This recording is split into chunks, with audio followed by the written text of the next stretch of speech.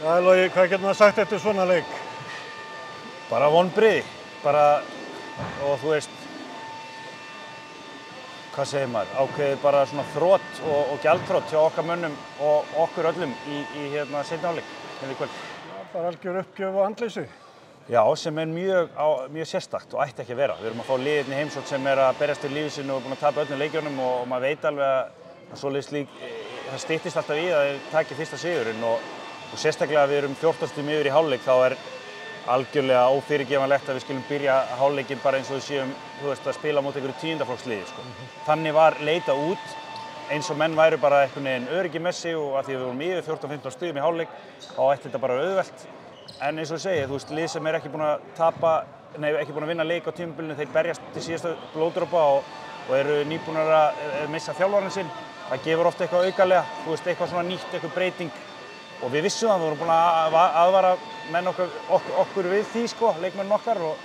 En, þú veist, en ég á hennar sigur fullskilið og í raun hefði bara verið hálfgerð rán ef við höfum stólið honum í endan. Já, já.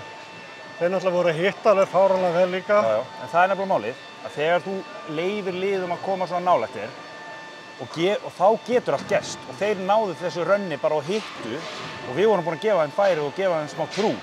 En ef við höfum farið í hináttina og farið upp 25, þá hefðu þeir kannski misst trúna. Það bara munurinn á þessu. Körfuboltinn svo snöggur að fara í báðar áttir að við verðum að læra virkilega þessu. Það byrjaði svona jafnt og þið virðist vera bara siglaðis heim og það kannski það sem leikmenn voru bara búin að ákveða.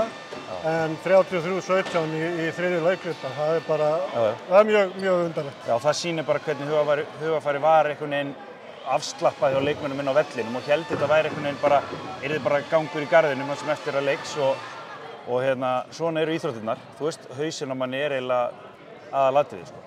Sama hvað þú getur gert, driplað vel og skotið vel, sko. Það nefnilega ýmislegt sem